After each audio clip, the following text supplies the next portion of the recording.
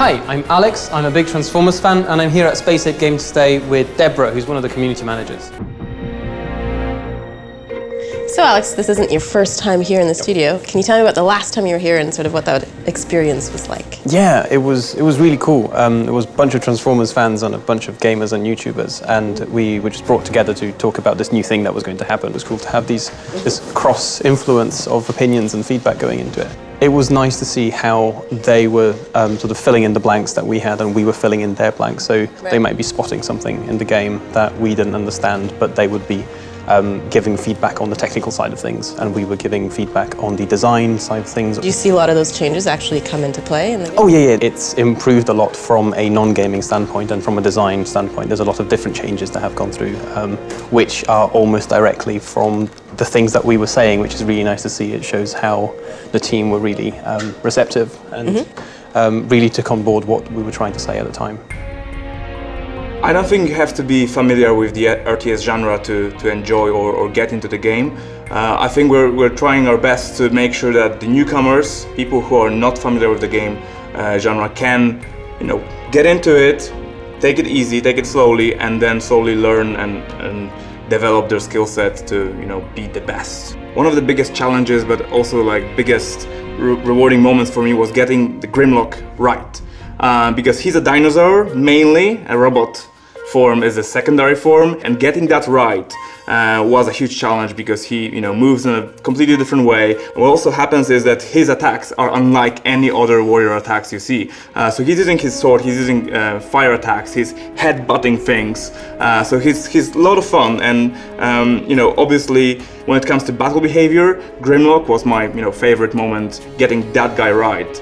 Grimlock not a good dino. Grimlock want to smash brains. We got amazing feedback from people who are very knowledgeable of the lore of Transformers, and they would come in and say things like, "Oh, that's perfect. That's exactly how Soundwave should talk." And then we also got things like, "Wait, that's weird. Why are you using Jetfire right at the beginning? They're Autobots, so you should have more cars." And things about other little tidbits of personality and things that hadn't quite come through to them, and so we improved it with their feedback. It was really cool. You have players coming from games in the genre, and they know all the tropes and they know how the basic stuff works. You also don't want to take that for granted, because we've got new players coming in attracted by the Transformer characters and the story, and you want to make sure that they can still relate to the game and they can play and have an enjoyable experience.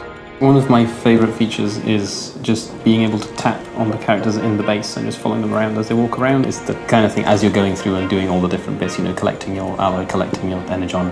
We also get the different designs between the different factions. I mean, I've tried playing with both factions, and you can see how the different buildings, they have a very distinctively Decepticon and distinctively Autobot element to them.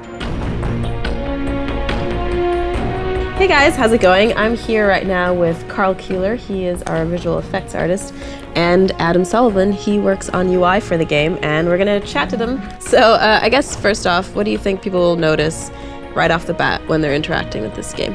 So the big thing about the Transformers franchise is characters, and as a UI designer, it's really good to have so little UI and just really be able to get to the core of the characters and spin them, look at them in real detail, tap and transform them. For us, it's so important that players really connect with them. And obviously this is Transformers Earth Wars. So was there sort of a challenge in trying to balance the alien tech with it actually taking place on Earth? Yes, there was. I mean, ultimately we tried to sort of get the base of reality, but then you also want to have some sort of super funky kind of digital feel to it as well. So following on with Adam, the UI has got a lot of digital kind of styling effects when you do collections and that kind of stuff, but also the weapons as well. You wanted to have natural kind of explosions, but you really wanted to have some sort of classic Transformer kind of feel. So it's a challenge, but it's been good fun. And where do you sort of draw the inspiration for creating this? Well, probably from the comics mostly. They've got some really nice hand-drawn, and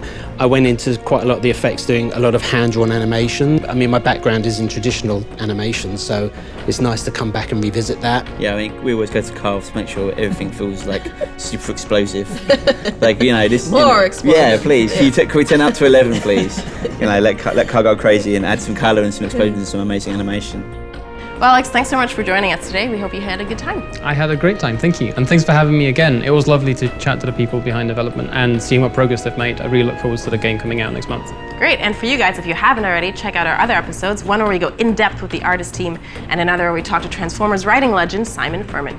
So we'll see you then.